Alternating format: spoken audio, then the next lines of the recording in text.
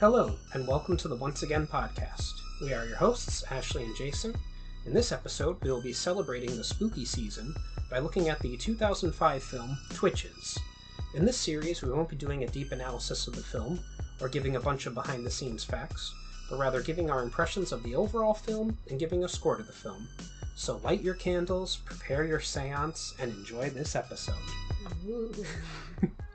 You're gonna have to help me come up with more Halloween-themed things for the next two ones. Twitches is a 2005 Disney Channel original movie based on the Twitches book series published by Scholastic Press. A sequel, Twitches 2, aired October 12, 2007, as part of the Disney Channel's Haunttoberfest, which they later would change to Bootober, I believe, or something. They came up with a different word that was much better than Hauntoberfest. Hauntober. Yeah. The budget for the film was $20 million, or $30.3 million today. There was no box office. However, on its premiere night, Twitches scored over 7 million viewers, the best Disney Channel original movie rating at the time. The movie drew 21.5 million in the 4 airings on its first weekend and was the week's most popular cable program. It premiered October 14th, 2005. Directed by Stuart Gillard, story by Melissa Gould and Dan Bernardson, based on Twitches by H.B. Gilmore and Randy Reisfeld. Produced by Kevin Lafferty, edited by Robin Russell, music by John Van Tongeren, cinematography by Manfred Guth, production company Carler Singer Productions and Broomsticks Productions, distributed by Buena Vista Television with a runtime of 86 minutes. Starring Tia Mowry as Alex Nicole Fielding, Artemis DeBar, Tamera Mowry as Camryn Cam Elizabeth Barnes, Apollo DeBar, Kristen Wilson as Miranda DeBar. Kristen Wilson is only... This was a trivia fact that Kristen Wilson was only 9 years older than Tia and Tamera in real life. Oh, I believe it. They look more like sisters than mother-daughter. Yeah, but she plays their mother, because that's Hollywood for you. Yep.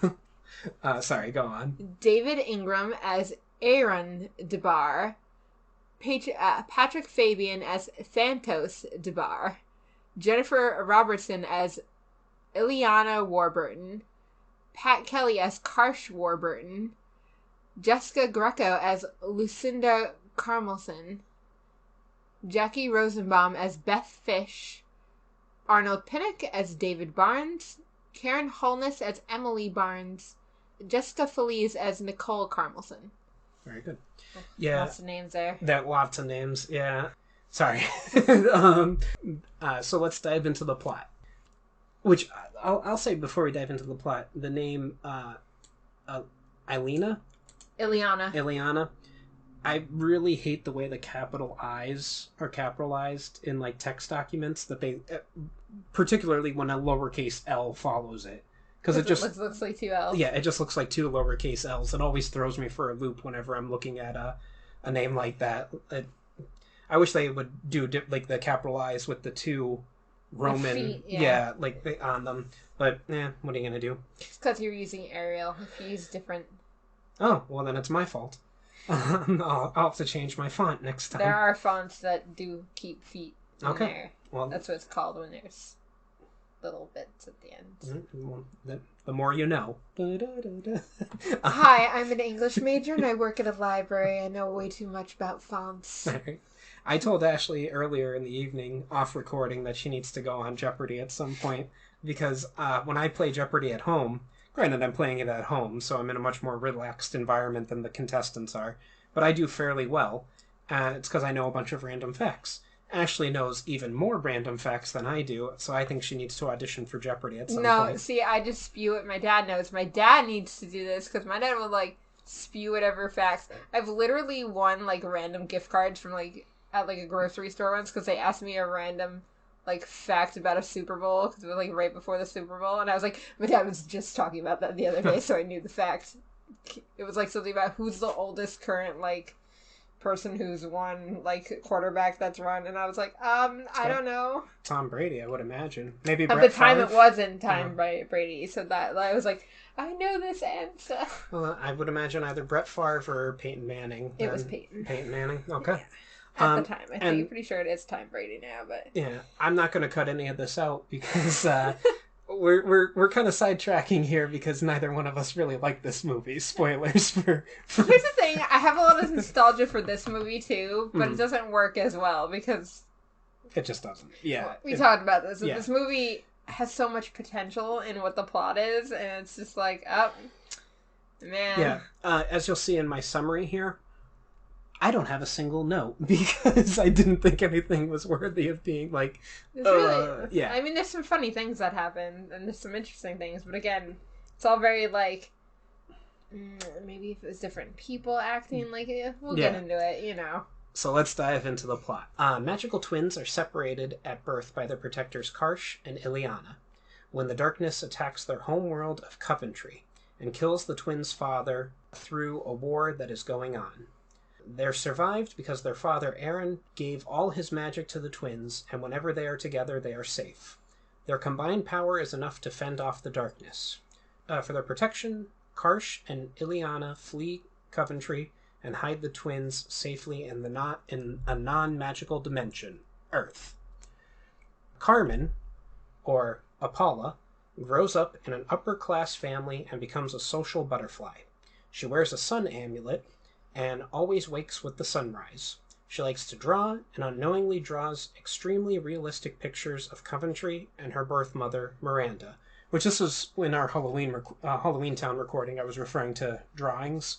The drawings in this are fantastic, I will say. Yeah. Like, all those things are great. Yeah. And, like, we learned, like, that Alex is writing stories about it, too. Those are things about this that I'm like, this is such good plot. Mm-hmm. Like, I would love to read this. I've never read Twitches. Yeah, like, neither have I. Like, such good plot, but just such poor execution. Mm-hmm. Alex, or Artemis, grew up in a middle-class home with a single mother, who recently died. She wears a moon amulet and is always up until the moon sets. She is a bookworm and is always writing stories about Coventry and their mother, unaware that they are true. On her 21st birthday, Halloween, Carmen and her friend Beth go shopping, while Alex goes looking for a job. At a fashion store, the two sisters meet for the first time. Alex goes running from the store, and Carmen chases after her. When she takes her hand in hers, their magic is released. Their bond as sisters, trying to understand what's happening to them, and to get to know each other's lifestyle. This is when they meet Karsh and Ileana, who tell the story of Coventry, which Alex has been writing in her journal, thinking it was only a story she created.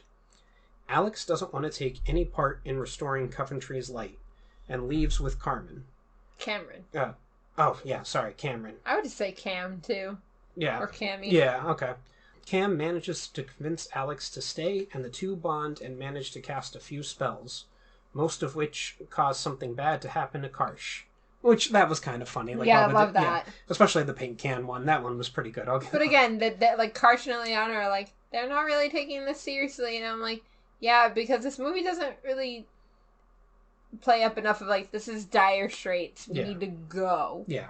Like, this is like, they're trying to be like, ooh, Harry Potter it. Like, we're learning we're witches. Yeah. And it's like, maybe if we had more time, like run time, we could inspect that and get that to work. But we don't got time for that. Yeah. We got like 80 minutes to get this done. They come up with the name Twitches, a fusion of the words twin and witches. Which this predates Twitch, the streaming app. So, that's... Go Twitches, go Twitches, go Twitches. While at Alex's apartment, the darkness arrives suddenly and chases them throughout the home. The sisters use their magic and barely escape. Cam is now freaked out and doesn't want to have any part of their destiny. She leaves for her birthday party on Earth. Alex feels as though she was abandoned and goes to Coventry on her own. She meets Miranda, her mother, and Thantos, her uncle and stepfather. Also, can we talk about, like, Thantos? Like, that name, guys. And nobody thought, like, that guy was up to the bad, evil stuff before. Like, Thanos.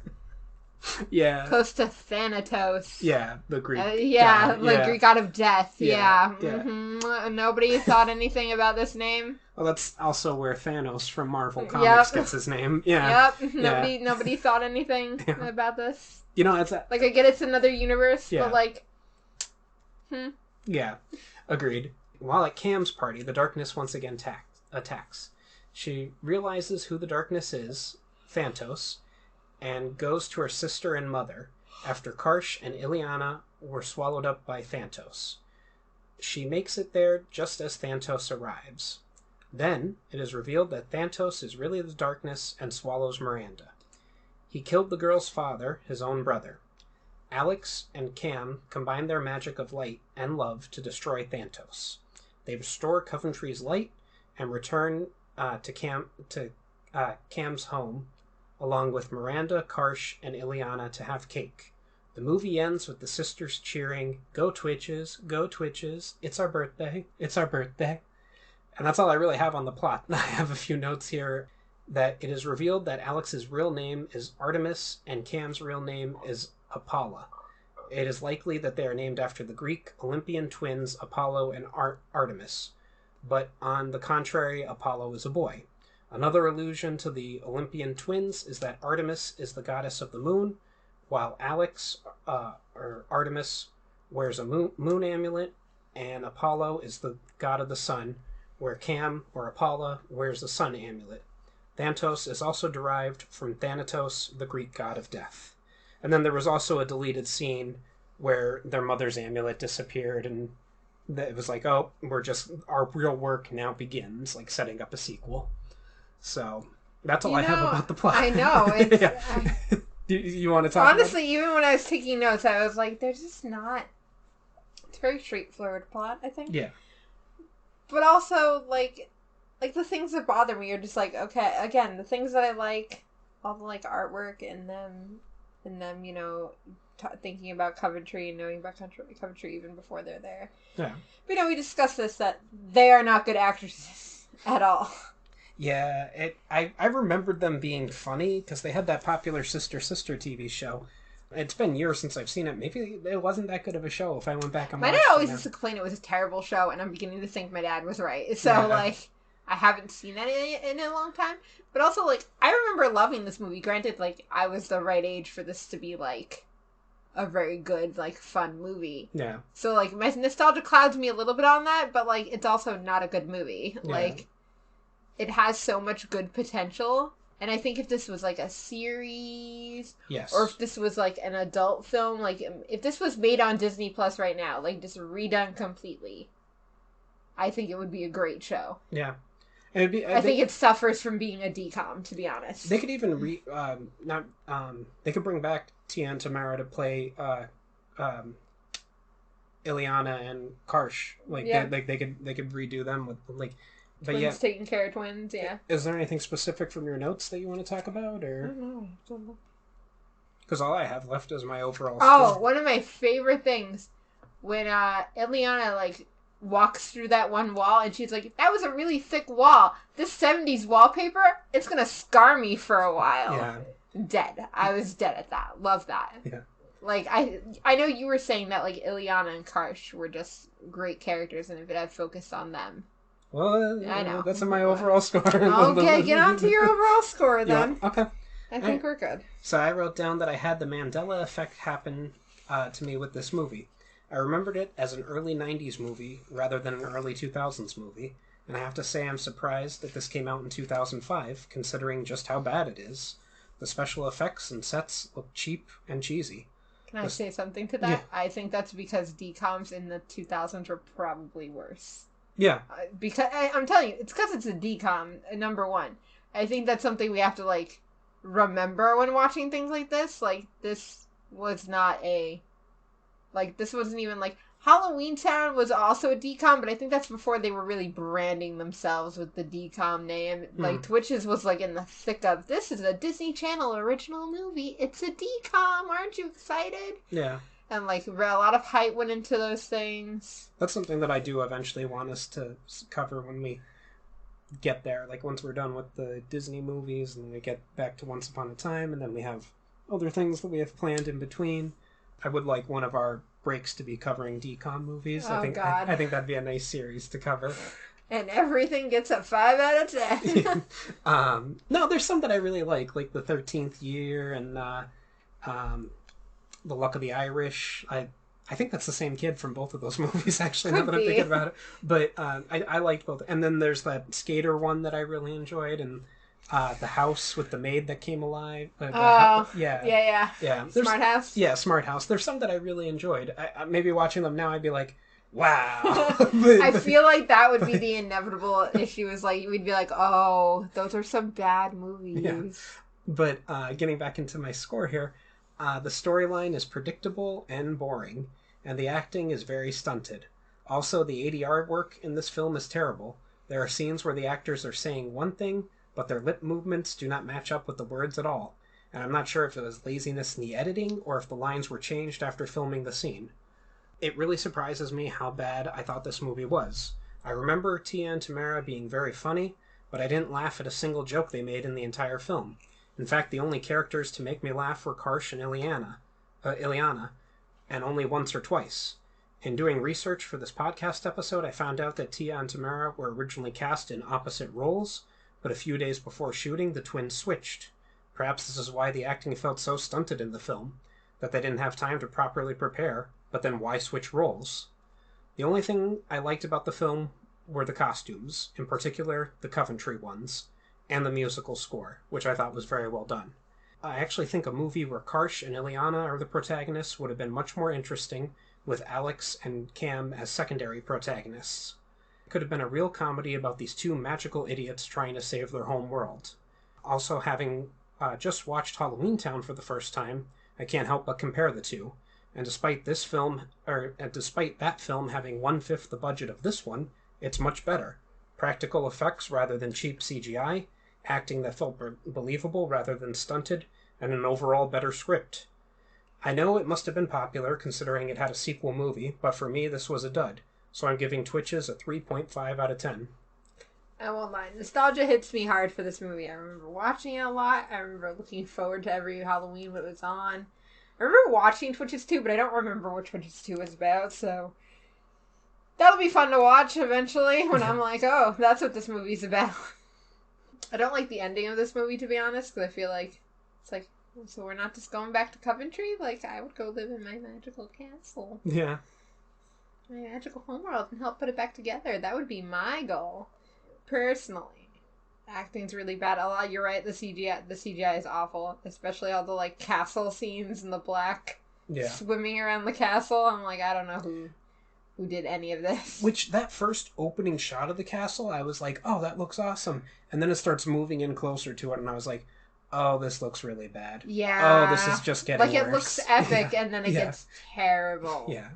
It's like, surely we could have just filmed in some actual castles or something. We didn't need to CGI the whole castle every scene. Yeah, or just build a fake castle that you put a real camera to go around and stuff. Like, a miniature. Like, sorry. Yeah, there's a lot of options they could have had. Yeah. I'm going to give it a 5 out of 10, though, because I didn't love it, didn't hate it.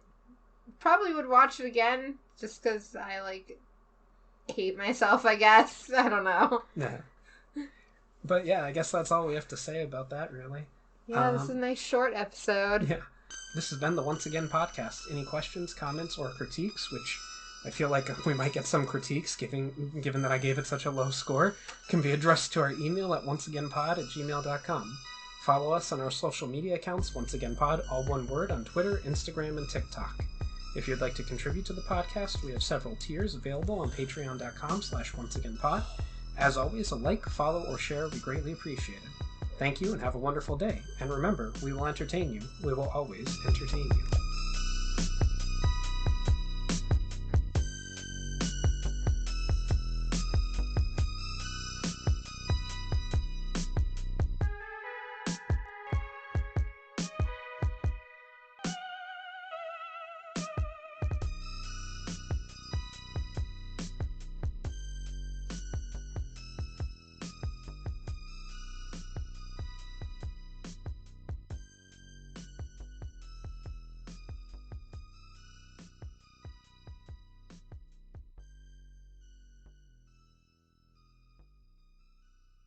Rumpelstiltskin always says that magic comes with a price.